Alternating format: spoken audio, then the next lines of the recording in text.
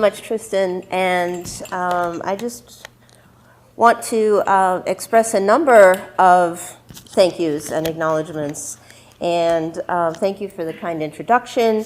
But I also want to thank Tristan and all of the organizing team for this opportunity. I think this is a fantastic opening of a conversation that we have not seen happen on this campus yet, and so I think that is tremendously exciting. And I've been very honored and happy to play even a very tiny role in bringing all of this to fruition. So I want to thank you for bringing it forward. And I want to thank the authors of the papers. It was a pure pleasure to read these and to really delve into the issues that they are bringing forward. And so I want to thank you for all of your work and your presentations today. And as Tristan mentioned, one of my area of academic expertise is as a student of global indigenous politics. So I look at indigeneity on the international and the global level, but I also like to look in terms of regional distinctiveness and look for intersections and points of distinction. So this topic is particularly of interest to me in my academic work. And one of the truths that I've discovered in this work is that there are, of course, decades-long debates over this concept of indigeneity. And it has been particularly complex and contested across the vast landmass of Africa and Asia. And in all of these conversations over decades, a dichotomy has emerged and been constructed which I think is somewhat of a false dichotomy, but it's taken on a very real life of its own. And that dichotomy has been between what we consider settler colonial states. Typically, these are called Canada, US, Australia, New Zealand, sometimes South Africa, sometimes even the Arctic of Scandinavia. And that's one neat, clean category that we have. And then we have considered in the second category to be the problematics of definition where indigeneity is concerned. These are African and Asian states typically, often colonial states that have transitioned to a post-colonial condition. And it is these states where the most problematic constructions of this global concept we've called indigeneity. And there have been many issues about undermining the global solidarity of indigeneity by opening up these questions. And as a side note, I just have to mention that the term indigenous itself, often with a capital I, developed out of the late 1970s indigenous rights movement on the global level. We didn't see it before then, and it has come to have real meaning. And the term was intended to recognize diversity and singularity within a political usage and creating a political mission that was common and also a solidarity.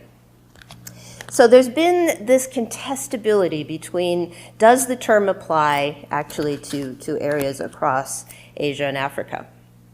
And one of the huge victories of the indigenous rights movement across from the 70s and the 80s and the 90s and even into the 2000s was the maintenance of the core element of self-identification as a key component of indigenous identity. And the UN has been dealing with this term for many, many years and trying to contend with the possibility that self-identity could be a major component of indigenous construction. And their solution was as a result of the Martinez-Cobo report, a massive report that came out in 1982. One of the pieces of that report was a working definition of indigenous peoples that the UN began to use at that point and continues to use in its various agencies. And the three components of that working definition have been, first, a pre-colonial presence of that people prior to the arrival of another group. Secondly, that the group has maintained a distinctive culture, language, presence throughout a colonial experience. And in practice, these two are usually considered in opposition or dichotomous. So when we look at Western Hemisphere, it's very clear that there were previous populations, an arriving colonizer, and so on. When we look to areas of Southern Africa, Asia, the distinctiveness of populations versus the rest of the society are very clear. And so these two are often seen in opposition. And then the third element is self-identification as indigenous. And this is intended to be the unifying factor of what these other two dichotomies seem to give us. But in this working definition, of course, it's left open the possibility that states, societies, especially across Africa and Asia, would struggle with the definition in terms of its application to themselves. What I've come to learn in these beautiful set of papers is that Ainu history and experience provide an important challenge to that dichotomy. And I think we need to really take that in. In other words, I think Ainu is a notable exception from the otherwise clear trends across Africa and Asia. So if we take a look at some of the key fundamentals from the papers, the colonial project on Hokkaidō with Ainu seems to problematize this construction in some key ways. So first of all, we have a set of assumptions that are settler colonial. The idea that Japanese are racially and ethnically superior and homogenous. One of the papers noted Japanese means no minority blood. And so a pureness, the other category is a foreigner. We see this at play in other settler colonial societies. I also see an assumption that Ainu somehow have a primordial nature and a primitiveness, which must be maintained in order to maintain the claim to be Ainu. In other words, Ainu cannot exist with modernity and cannot become Japanese. And yet, as one paper notes, the name Hokkaidō itself means northern land belonging to indigenous peoples. So we have this conflicting set of assumptions. Secondly, we have terra nullius, where a group of people moved in and expanded partially due, and we see this in our North American context, to national and international power politics.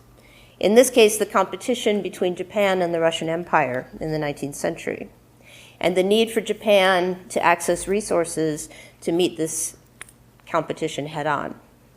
And so the material element of international power and imperial politics is in play in the Ainu case just as much as in North America. Thirdly, we see patterns of discrimination, marginalization, exploitation, expropriation. Also similar to the North American experience, the colonizers in Hokkaidō initially formed relationships which were characterized by partnership, by trade, but quickly transformed to very unequal practices that transformed those relations into conditions of economic dependency and subservience. Fourth, labor and societal relations were completely transformed along gender lines from a state of complementarity to one of imposed hierarchy. That's a shared experience with us. Fifth, a civilizing mission, social Darwinism, the idea that indigenous cultures are doomed to die out, and therefore a program of cultural assimilation to help them, to prepare them, protect them from this inevitability. Sixth, we see the advent of farming, settlers, private property, and I was actually shocked to learn about the advisors from the United States who brought in their experience with tribal removals and all of this project. Fascinating. Seventh, social and economic relations were entirely changed as a result of the shift in relations with the outsiders. And yet, in a particular irony, those who best preserve the culture and the language are the most marginalized, or what we might even call the double subaltern in society. We see that here as well. The ones who did not go to residential school in Canada were the ones without status. The double subaltern. It's an irony we don't often think about, but it's very clear in this case as well. And so with this set of 7 elements running through these papers and intersecting through these papers convinces me completely that the settler colonial model, rather than the typical Africa-Asia model, better captures the history and the experience of Ainu, and may be a much more appropriate application. But what's been even more disconcerting is how that has occurred in the Ainu case different from the North American or Australia-New Zealand case because it's occurred without mass immigration. It's occurred without multiculturalism. And that is a distinctiveness from what we have seen in other settler colonial theaters like Canada, US, Australia, New Zealand. And so this particular grouping of papers expands our understanding in a key way on settler colonialism, geographically and substantively. And it forces us to contend with questions about the connection of settler colonialism to the immigration project, to multiculturalism, something that with the North American eye we've taken for granted, and what we typically think of as settler colonialism. Another taken for granted assumption in our understandings of settler colonialism and settler colonial theory that are familiar to us is the role of the Christian religion and the Christian church in making law, enforcing law, creating legal doctrines, including shifts in gender roles, family relations, and other aspects like residential schooling. We understand this to be a fundamental truth in our settler colonial experiences. And Christianity played a role in Anglo and French settler colonialism in a very powerful way. Yet in the Japanese context, the Ainu context, I don't see any evidence of Christianity to be a player at all. And yet all these patterns persist. And so the story seems remarkably similar even in the absence of the Christian religion. I think that forces us to think through some of our questions and assumptions. And so that's where I would like to end my formal comments, and I do have some questions for the panel that we can take.